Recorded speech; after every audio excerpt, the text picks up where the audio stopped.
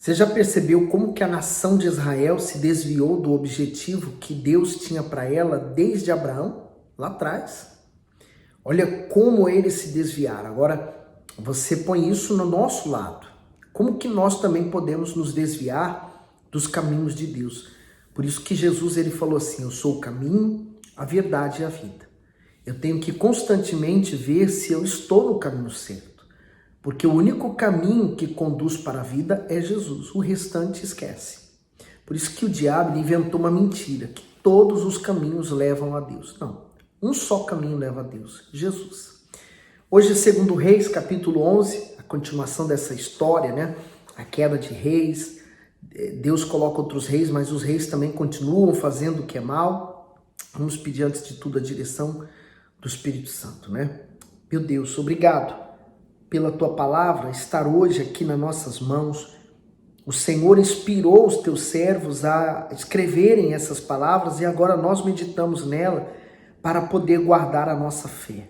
Abençoa essa meditação de hoje. Amém. Versículo 1. Vendo, pois, Atalia, mãe de Acasias, que seu filho era morto, levantou-se e destruiu toda a descendência real.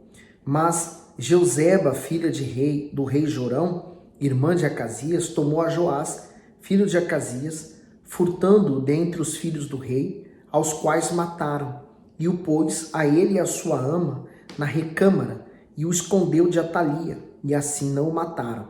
E esteve com ela escondido na casa do Senhor 6 anos, e Atalia reinava sobre o país. E no 7º ano enviou Joiada, e tomou os centuriões e os capitães, e com os da guarda, e os colocou consigo na casa do Senhor e fez com eles uma aliança. E juramentou-os na casa do Senhor e mostrou-lhes o filho do rei. O comentário diz: Atalia era filha de Acabe, mãe de Acasias, a quem Jeú havia matado. Ela era uma mulher tão perversa que, para estabelecer o seu poder em Judá, matou quase toda a família real. Somente Joás escapou pelas mãos de sua tia, tornando-se o único descendente legítimo da linhagem de Davi. Por seguir o mau caminho do seu pai na idolatria, na injustiça e na violência, Atalia teve o mesmo fim que ele, um legado de desonra na história e uma morte trágica. Então ele não tinha idade, para reinar, então ele teve que ficar escondido. E ela ainda reinou esse tempo todo.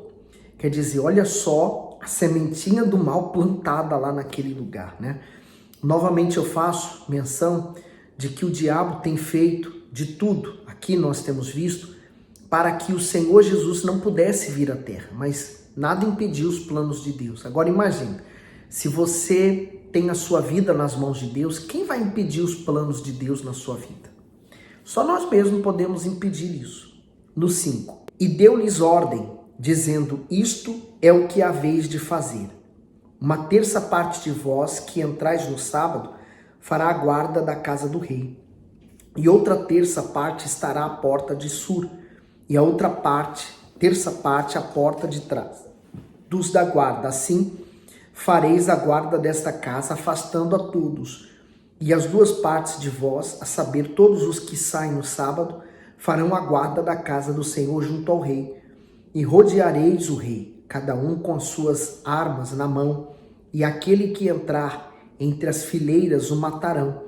E vós estareis com o rei quando sair e quando entrar. Fizeram, pois, os centuriões conforme tudo quanto ordenara o sacerdote Joiada, tomando cada um os seus homens, tanto os que entravam no sábado como os que saíam no sábado, e foram ao sacerdote Joiada.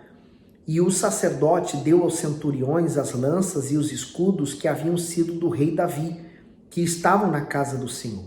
E os da guarda se puseram, cada um com suas armas na mão, desde o lado direito da casa até o lado esquerdo da casa, do lado do altar e do lado da casa, em redor do rei.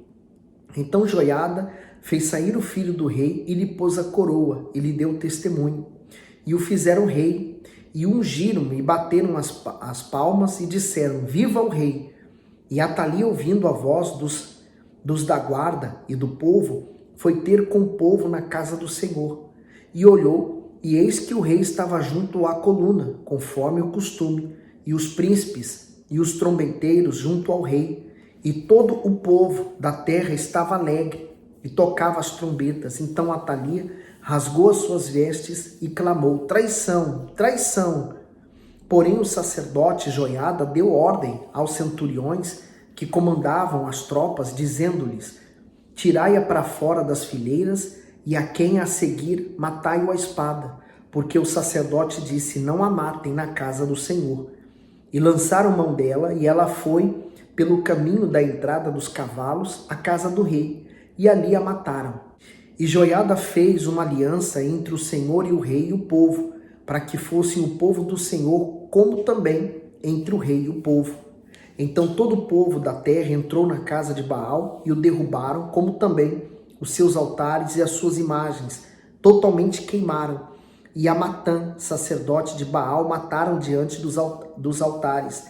Então o sacerdote pôs oficiais sobre a casa do Senhor, e tomou os centuriões, e os capitães, e os da guarda, e todo o povo da terra, e conduziram da casa do Senhor o rei, e foram pelo caminho da porta dos da guarda, a casa do rei, e ele se assentou no trono dos reis. E todo o povo da terra se alegrou, e a cidade repousou depois que mataram Atalia a espada junto à casa do rei. Era Joás da idade de 7 anos quando o fizeram rei. O comentário diz: Joiada, que era sumo sacerdote, fez uma aliança entre o povo, Joás e o Altíssimo, a fim de que Israel deixasse de ser apóstata e fosse novamente consagrado ao Senhor. A grande reforma espiritual começou com a aniquilação dos santuários e das imagens de Baal e com a morte dos sacerdotes pagãos. Então, imagina essa criança começando a reinar num reino totalmente turbulento, né? Nessa idade eu acho que eu ainda brincava de carrinho. Não existia telemóvel naquela época, diferente dos dias de hoje, né?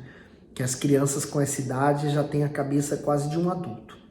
Agora, 2 Reis, capítulo 12. No ano 7º de Jeú, começou a reinar Joás, e 40 anos reinou em Jerusalém, e era o nome de sua mãe Zíbia, de Berseba. E fez Joás o que era reto aos olhos do Senhor todos os dias em que o sacerdote Joiada o dirigia. O comentário diz: Joás iniciou seu reinado aos 7 anos de idade, e o sacerdote Joiada foi o seu mentor. Quando este morreu, Joás não conseguiu permanecer fiel a Deus, apesar de ter sido muito bem instruído sobre as leis divinas. Ele chegou ao ponto de mandar matar Zacarias, filho do sacerdote, por tê-lo advertido sobre o seu pecado. Joás terminou seus dias assassinado pelos próprios servos. Quem apoia sua fé em homens perde o equilíbrio quando esse apoio é retirado. Homens falham, decepcionam, caem, morrem, mas a palavra de Deus permanece para sempre, e é nela que temos que fundamentar nossa vida. Então, por isso o apóstolo Paulo fala olhando firmemente para o autor e consumador da nossa fé. Então é para ele que nós olhamos. Leia lá Hebreus capítulo 12, que você vai ver ele explicando a esse respeito. No 3, tão somente os altos não foram tirados, porque ainda o povo sacrificava e queimava incenso nos altos. E disse Joás aos sacerdotes: todo o dinheiro das coisas santas que se trouxer à casa do Senhor, a saber, o dinheiro daquele que passa o arrolamento, o dinheiro de cada uma das pessoas segundo a sua avaliação, e todo o dinheiro que trouxer cada um voluntariamente para a casa do Senhor. Os sacerdotes o recebam, cada um dos seus conhecidos, e eles mesmos reparem as fendas da casa, toda a fenda que se achar nela. O comentário diz: o dinheiro das coisas santas. Joás restaurou o templo, já que Atalia havia roubado os objetos sagrados da casa de Deus para prestar culto a Baal. O rei incentivou o povo a levar suas ofertas e ajudar no reparo das partes danificadas da construção. Ele garantiu que a administração desses recursos seria feita com fidelidade e integridade, isto é, tudo seria destinado com temor para o fim estabelecido, a reforma do templo. Ele, na verdade, se apoiou sobre esse sacerdote e ele fez conforme ele foi ditando, orientando. Mas Veja como que o diabo ele é sagaz. Ele plantou também uma pessoa de confiança do lado do rei, porque ele sabia que mais cedo ou mais tarde esse sacerdote Joiada iria morrer. E quando ele morresse, então haveria já uma pessoa para presidir o lugar dele. Então ele preparou um filho do diabo para, com certeza, influenciar ao rei a tomar atitudes erradas. Então eu vejo ele, esse rei Joás, influenciável. Uma pessoa que se deixou influenciar para o bem, mas também para o mal. No 6, sucedeu, porém, que no ano 23 do rei Joás, os sacerdotes ainda não tinham reparado as fendas da casa. Então o rei Joás chamou o sacerdote Joiada e os mais sacerdotes e lhe disse: por que não reparais as fendas da casa? Agora, pois, não tomeis mais dinheiro do vosso conhecimento, mas entregai-o para o reparo das fendas da casa. E consentiram os sacerdotes em não tomarem mais dinheiro do povo e em não repararem as fendas da casa. Porém, o sacerdote Joiada tomou o cofre e fez um buraco na tampa e o pôs ao pé do altar, à mão direita dos que entravam na casa do Senhor. E os sacerdotes que guardavam a entrada da porta punham ali todo o dinheiro que se trazia à casa do Senhor. Sucedeu que, vendo eles que já havia muito dinheiro no cofre, o escrivão do rei subia com o sumo sacerdote, contavam e ensacava o dinheiro que se achava na casa do Senhor. E o dinheiro, depois de pesado, davam nas mãos dos que faziam a obra, que tinham a seu cargo a casa do Senhor. E eles o distribuíam aos carpinteiros e aos edificadores que reparavam a casa do Senhor, como também aos pedreiros e aos cabouqueiros, e para se comprar madeira e pedras de cantaria para repararem as fendas da casa do Senhor e para tudo quanto era necessário para reparar a casa. Todavia, o dinheiro que se trazia à casa do Senhor não se fazia nem taças de prata, nem garfos, nem bacias, nem trombetas, nem vaso algum de ouro ou vaso de prata para a casa do Senhor, porque o davam aos que faziam a obra e reparavam com ele a casa do Senhor. Também não pediam contas aos homens em cujas mãos entregavam aquele dinheiro, para o dar aos que faziam a obra, porque procediam com fidelidade. O comentário diz: procediam com fidelidade. Os homens que foram encarregados da compra do material de construção e do pagamento dos trabalhadores eram dignos de confiança. Eles foram honrados por sua honestidade na captação do dinheiro e na destinação dele, bem diferente da esperteza e da má-fé presente na sociedade hoje. Afinal, reina em nossos dias o desejo de levar a vantagem sobre tudo. Por isso, as pessoas não medem esforços para enganar, roubar ou subornar. Aqueles que temem a Deus procedem de forma digna e honesta. Por essa razão, podem desfrutar de boa reputação e respeito. Eles sabem que os olhos do Altíssimo observam o mais íntimo do ser humano. Por isso agem com justiça e retidão. Assim, tudo o que fazem é para agradar ao Todo-Poderoso. Então eu fico pensando aqui também que esses homens eram fiéis, porque eles eram fiéis primeiro a Deus. Por isso também eram fiéis aos homens a quem eles viam. E não apenas isso, Hoje em dia você encontra muitas pessoas que falam uma coisa, mas terminam fazendo outra. Elas não dão importância à palavra, Elas não são fiéis a elas mesmas. Então nós encontramos muitas decepções nos dias de hoje. Eles são um exemplo.